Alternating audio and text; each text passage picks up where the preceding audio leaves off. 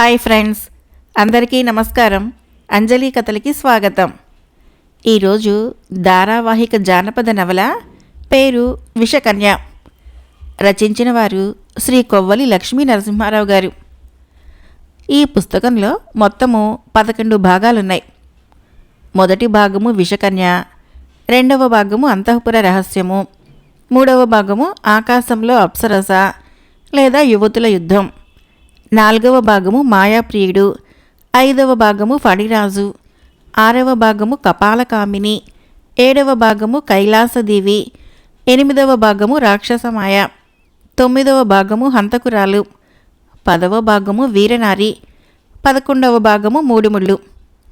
ఈ జానపద నవల స్వాతి వారపత్రికలో యువతుల యుద్ధం పేరుతో వచ్చి చాలా ఆదరణ పొందింది. కథలోకి వెళ్దాం.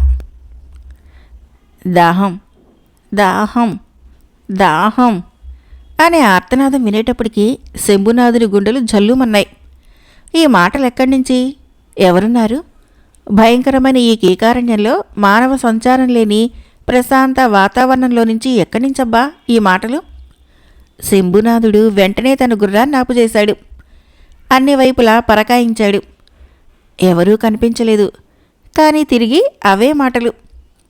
దాహం దాహం దాహం. ఏమీ అర్థం చేసుకోలేక అతడు విభ్రాంతుడైనాడు. వేగంగా కొట్టుకునే గుండెలతో ఆ ధ్వని వస్తున్న ఆ ప్రాంతపు చెట్టు వైపు తలెత్తి చూశాడు. అది ఒక బ్రహ్మాండమైన మర్రి చెట్టు. శాఖోపశాఖలుగా పెరిగి 1 యోజనం మేర ఆక్రమించుకొని ఆకాశమునందుకున్నట్లుండి ఆ అరణ్యంలో వృక్షరాజం అనిపించుకుంటుంది. అవే మాటలు ఆ వృక్షంపై నుంచి తిరిగి మరింత భీకరంగా వస్తూ ఉండటము గమనించిన శంభునాథుడు ధైర్యము చిక్కబట్టి వర నుంచి కత్తి దూసి తయారుగా ఉండి, ఎవరి చెట్టు మీద అని గంభీరంగా ప్రశ్నించాడు. ఓ మహారాజా, దప్పికతో ఉన్న నా దాహబాధ తీర్చడానికి బదులు వర నుంచి కత్తిని తీయటంలో నీ అభిప్రాయం ఏమిటి? నన్ను సంహరించటం నీ వల్ల గాని పని. నువ్వే కాదు, నీలాంటి మహావీరులు 1001 మంది వచ్చినా నన్ను చంపలేరు సుమా అన్న మాటలు ఆ చెట్టు కొమ్మల మాటు నుంచి తిరిగి రావటం గమనించి శంభునాథుడు మరింత ఆశ్చర్యంతో, అయితే నువ్వెవరివి? దెయ్యానివా, భూతానివా? ఈ చెట్టును ఆశ్రయించుకొని ఎందుకున్నావు అని తిరిగి ధైర్యంగా ప్రశ్నించాడు. అప్పుడు, అయ్యా, దప్పికతో నా నాలుక పిటచగట్టుకుపోతుంది. ముందర నా దాహాన్ని తీరుస్తానని నువ్వు మాట ఇచ్చినట్లయితే నా వివరాలన్నీ తర్వాత చెబుతాను అని చెట్టు మీద ధ్వని మళ్ళీ పలికింది. సరే, నేను నీ దాహాన్ని తప్పక తీరుస్తాను. నీ వివరాలేమిటో చెప్పు అని శంభునాథుడు అనటమే తడవుగా చెట్టు పైనుంచి ఒక భయంకర రాక్షసుడు ఫెళఫెళార్భాటులతో భీకరాకారాన్ని కలిగి క్రిందకు ఉరికాడు. రాక్షసుని అవతారాన్ని చూసి రాజు తొట్రుపడ్డాడు. ఆలసించిన ప్రమాదం అనుకొని తక్షణ మొక్కవేటుతో రాక్షసుని సంహరించడానికి చేతనున్న ఖడ్గాన్ని ఎత్తాడు. ఆగు మహారాజా, తొందరపడకు. దాహం తీరుస్తానని మాట ఇచ్చి దగ్గరికి రాగానే కత్తి తీస్తే నువ్వే జాతికి చెందిన మహారాజువి? నీ పెద్దలలో ఎవరైనా ఆడి తప్పిన వారున్నారా? నీ వంశాన మాట ఇచ్చి తిరిగిపోవటమునదా అని రాక్షసుడు అడిగిన దానికి ఆ రాజు లేరు అంటూ తన దూసిన కత్తిని వరలోకి దూర్చి, నువ్వెవడివి? నిర్మానుషమైన ఈ భయంకరమైన అడవిలో ఈ చెట్టును ఆశ్రయించి ఉండి మార్గస్థుల్ని ఈ విధంగా భయపెట్టడం దేనికి అని ప్రశ్నించాడు. ఒకరిని భయపెట్టడము నా ఉద్దేశం ఎంతమాత్రమూ కాదు. దాహబాధకు తట్టుకోలేక మార్గాన పోయే ఏ పుణ్యాత్ముడైనా నా మొర విని నా దాహబాధ తీర్చగలడేమోనన్న ఆశతో ఈ విధంగా అరుస్తున్నాను. ఇంతవరకు ఎవరూ ఒక్కరు కూడా నీ మాదిరిగా ఇక్కడికొచ్చి ధైర్యంగా నిలిచి నా బాధను గురించి అడిగిన వారన్నా లేరు. నా వివరాలు అడిగావు, కానీ నాలుకపై తడారిపోయి దాహంతో చావునని నేను నా వివరాలు ఎలా చెప్పగలను? ముందర నా దాహబాధ తీర్చావంటే ఆ తర్వాత నా విషయమంతా చెబుతాను అని రాక్షసుడు పలికాడు. అయితే నువ్విక్కడే ఉండు, ఈ చుట్టుపక్కల జలాశయాలు ఎక్కడైనా ఉన్నాయేమో తెలుసుకుని వస్తాను అని శంభునాథుడు చెప్పగా రాక్షసుడు భయంకరంగా వికటాట్టహాసం చేశాడు. ఆ నవ్వుతో అరణ్యమంతా ప్రతిధ్వనించింది. భూమి ఆకాశాలు దద్దరిల్లాయి. నీళ్లు తెచ్చే నెపంతో నన్ను తప్పించుకొని పారిపోవాలని చూస్తున్నావేమో, అదేం లాభం లేదు. సుక్షత్రియ సూర్యవంశాన పుట్టిన నేనటువంటి నీచకార్యం చేయను. మంచిది, కానీ నా దాహబాధ నీళ్లతో తీరేది కాదు. అంత మాత్రమైతే నీ సాయం అవసరమే లేదు. నాకు సుదీర్ఘమైన కాళ్ళు, చేతులు మొదలైనవన్నీ అవయవాలు ఉన్నాయి. జలాశయం ఉండే తావుకు నేను పోలేనా? నా దప్పికను తీర్చుకోలేనా? అయితే నీ దప్పిక ఎలా తీరుతుంది? నీ కంట రక్తంతో గాని నా దప్పిక తీరదు. ఆ మాటతో శంభునాథుడు నిర్విణుడై క్షణకాలం మౌనం వహించాడు. రాజా, వ్యవహారం ఆలోచనలో పడిందా? అయితే త్వరగా చెప్పు. దాహం వల్ల నా ప్రాణాలు పోయేలా ఉన్నాయి. ఆ తర్వాత నువ్వు త్యాగం చేసినా ప్రయోజనం ఉండదు. ఓ రాక్షసేంద్ర, తనువులెప్పటికీ శాశ్వతం కాదు. ఒకరికి ఉపకారం చేయటంలోనే జన్మ సార్థకమవుతుంది. అంతేగాక ఆడి తప్పడము నాకు చేతగాని పని. నా కంఠరక్తంతో నీ దాహబాధను తీర్చడానికి సంసిద్ధంగా ఉన్నాను. కానీ నా మనసులో కించిత్తు సంకోచముంది. అదేమంటే, ఇక్కడికి 10 ఆమడల దూరంలో గల భోగపురానికి నేను ప్రభువును. నాకు లేకలేక పుట్టింది ఒక్కతే ఒక కుమార్తె. ఆమెకింకా పెళ్లి కాలేదు. నా అనంతరము రాజ్యభారం వహించగలవారునూ లేరు. నా ఈ హఠాన్మరణం వలన పరిపాలన తారుమారై నా బిడ్డ ఏ గతి పాలైతుందో అన్నదొకటే విచారం. మహారాజా, అందుకు నీవెంత మాత్రమూ విచారించవలసిన పనిలేదు. నేను నీ రాజ్యానికి, నీ కుమార్తెకు ఎటువంటి ఇబ్బందులు రాకుండా కాపాడతాను అని ఆ బ్రహ్మరాక్షసుడు పలకటమే తడవుగా శంభునాథుడు తక్షణము వరనించి కత్తిని దూసి, రాక్షసేంద్ర, ఇప్పుడిక నా మనసులో ఎటువంటి సంకోచమూ లేదు. నా కంఠరక్తంతో వెంటనే నీ దాహం తీర్చుకో అంటూ సాహసంతో కంఠాన్ని తెగనరుక్కోగా అందునుంచి ప్రవహించే వేడి రక్తధారలను రాక్షసుడు కడుపారా తాగి దాహం తీర్చుకున్నాడు. ఆ మరుక్షణంలోనే అతనికి ఆ రాక్షస రూపం పోయి మునుపటి 30 ఏళ్ల పడుచు బ్రాహ్మణ రూపం వచ్చింది. నొసట విభూది రేఖలతో, మెడలో రుద్రాక్షమాలతో బ్రహ్మవర్చస్సు తాండవిస్తుంటే ఆ బాపడు జందాన్ని సవరించుకుంటూ ఎదుట తెగపడి రక్తసిక్తమయ్యున్న రాజు శరీరమును, తలను తిలకించి ఒక వేడి నిట్టూర్పును విడిచాడు. తనకు శాప విముక్తి కలిగి రాక్షస రూపం పోయి ముందటి రూపం వచ్చినందుకు సంతోషపడాలో, లేక సత్యసంధుడై కంఠరక్తంతో తనకు విమోచనం కలిగించిన ఉదార గుణ సంపన్నుడైన రాజు కడతేరినందుకు దుఃఖపడాలో తెలియక ఆ బ్రాహ్మణుడు తబ్బిబ్బవుతున్న సమయంలో అక్కడి మర్రి చెట్టుపైనున్న 2 పావురాలలో మగపావురం ఆడపావురంతో, ప్రేయసి, లోకం తీరి ఇంతేనా? స్వార్థపరులైన మానవులు తన మేలు కోసము ఇతరులను బలి చేయటం ఈనాటి ధర్మమా? అందులోనూ వేదాంగములు పఠించిన బ్రాహ్మణోత్తముడు, సమస్త విద్యలు నేర్పిన ప్రతిభాశాలి. అటువంటి ఈ బ్రాహ్మణోత్తముడే ఇంతటి కాఠిన్యం పూడినప్పుడు, ఛీ, ఈ తావున మనవికు నిలవకూడదు. ఈ బాపని ముఖమైనా చూడకూడదు. రాపోదాం అని తక్షణము ఆ 2 పక్షులు ఆ వృక్షాగ్రం పైన ఇక నిలవక రివ్వున ఎగిరిపోతూ ఉండటాన్ని చూసిన బ్రాహ్మణుడు పక్షి భాష తెలిసినవాడు కావడం చేత, అవురా, పక్షిజాతికి గల నీతి నాకు లేకుండా పోయిందా?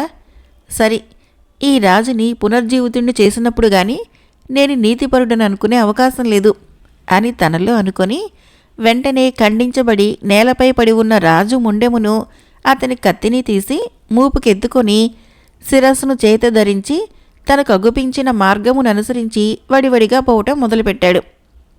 ఎక్కడికి పోవాలో, ఏం చెయ్యాలో నిర్ణయం లేకుండా పట్టపగలే అంధకార బంధురంగా ఉన్న ఆ దట్టమైన అరణ్య మార్గాన పోగా 2 యోజనముల మేర దాటిన తర్వాత అక్కడ ఒక చెరువు, ఆ చెరువు నానుకునే ఉన్న ఒక కొండ, ఆ కొండ శిఖరం మీద ఏదో దేవళము ఉన్నట్లు గమనించాడు ఆ బ్రాహ్మణుడు.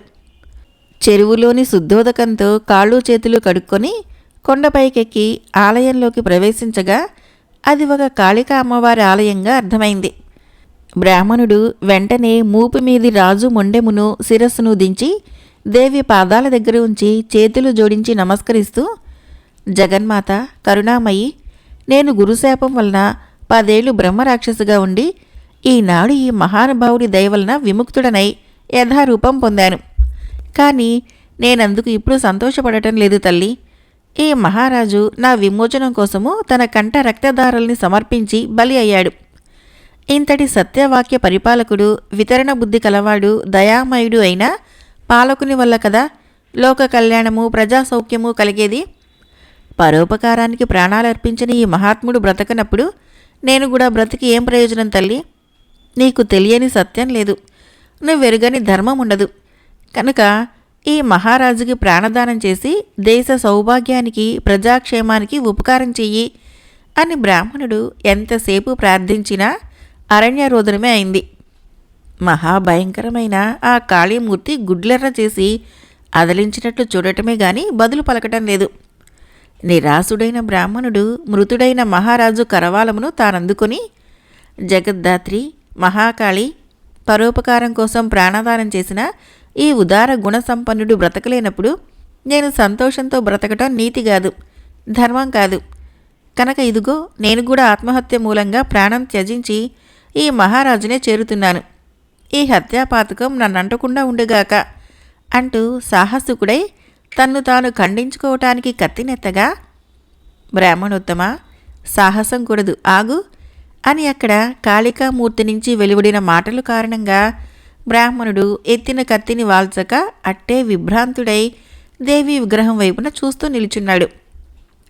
నీ శాప విమోచనమునకై ఈ మహారాజీ ప్రకారం చేయవలసి ఉండటం నీ గురువాజ్ఞ.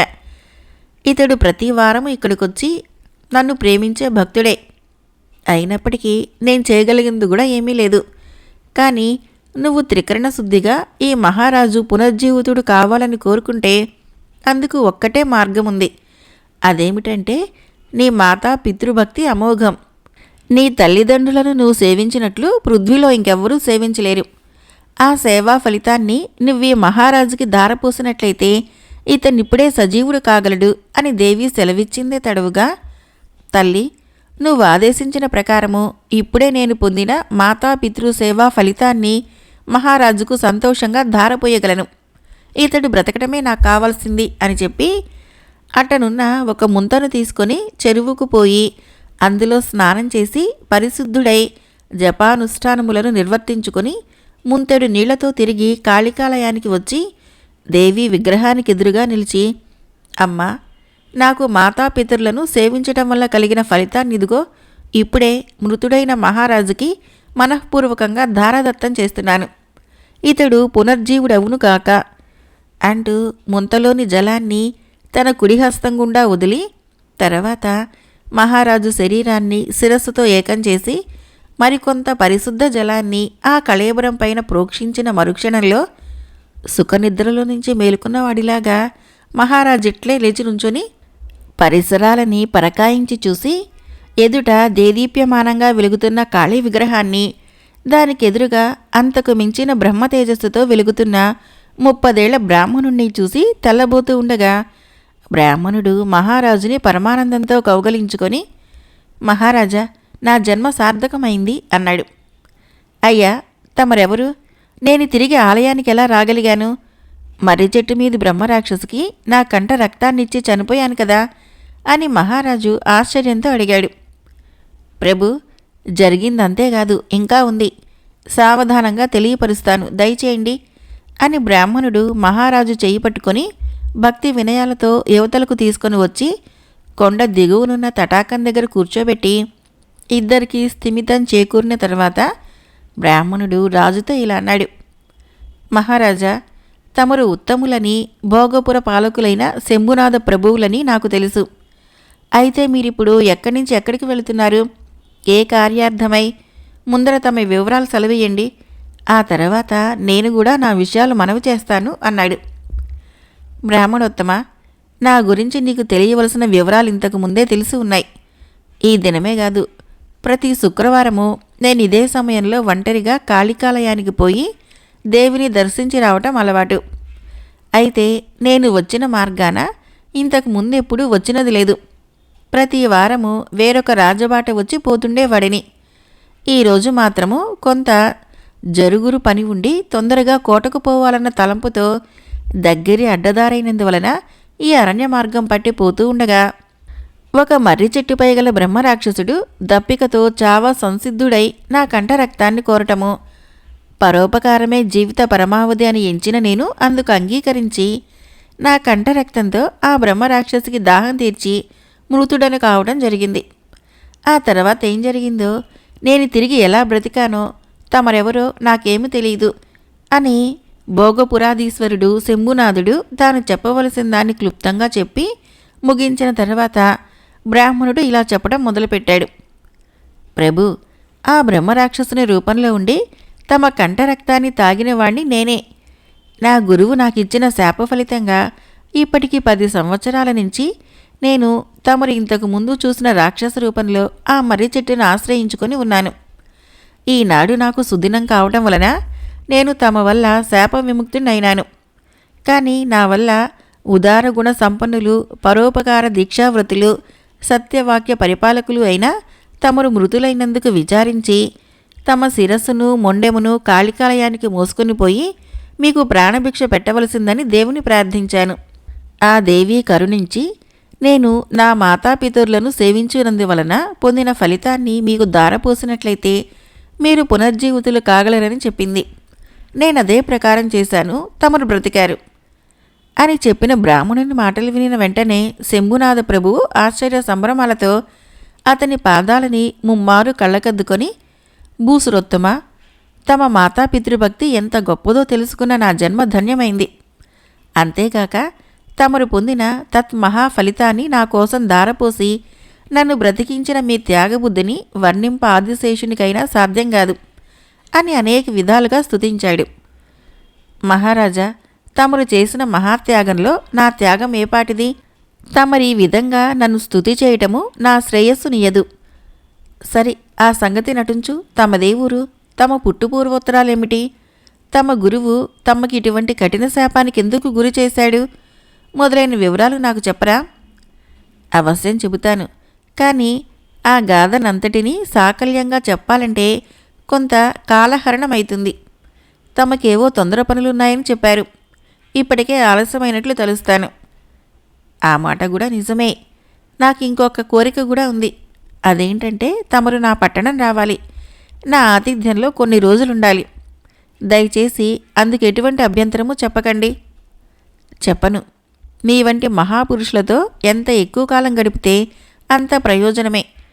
కానీ 10 సంవత్సరాల నుంచి నేను రాక్షస రూపంలో ఉండటం వలన నా తల్లిదండ్రులు ఏమైనారో, ఇంతకాలంగా నాకై వారెంత తప్పించారో తెలియదు.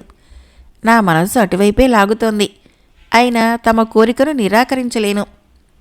అప్పుడు ఎక్కువ కాలం నా దగ్గర ఉంచుకొని మీకు మనస్తాపాన్ని వృద్ధి చేయను.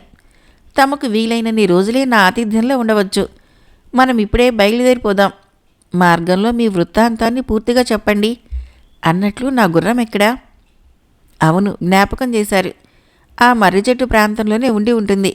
ప్రభు, లేవండి, పోయి చూద్దాము అని బ్రాహ్మణుడు ఆ వెంటనే శంభునాథ ప్రభువుని వెంటబెట్టుకుని తానంతకాలము బ్రహ్మరాక్షస రూపంలో ఆశ్రయించిన మర్రి చెట్టు ప్రాంతానికి పోయి చూడగా గుర్రం అక్కడనే పచ్చికను మేస్తూ ఉండటం కనిపించింది. అయ్యా, నేను ముందు కూర్చొని గుర్రాన్ని నడిపిస్తాను. తమరు నా వెనక సురక్షితంగా కూర్చొని తమ కథను చెబుతూ ఉండండి. మార్గాయాసం లేకుండా అనతికాలంలోనే మా రాజధానిని చేరుకోగలము అని చెప్పి శంభునాథ ప్రభువు అశ్వముపై ముందు తానెక్కి కూర్చొని అనంతరము బ్రాహ్మణునకు చేయూతనిచ్చి అతన్ని తన వెనకాల కూర్చోబెట్టుకుని గుర్రమును భోగపురాభిముఖంగా నడిపించడం మొదలుపెట్టాడు. బ్రాహ్మణుడు మహారాజుతో తన గాథని ఈ విధంగా చెప్పడం మొదలుపెట్టాడు.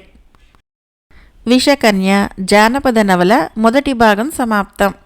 ఫ్రెండ్స్, నా కథలు నచ్చినట్లయితే మన ఛానల్ని తప్పకుండా సబ్స్క్రైబ్ చేయండి, లైక్ చేయండి, షేర్ చేయండి, కామెంట్ చేయండి. Thank you.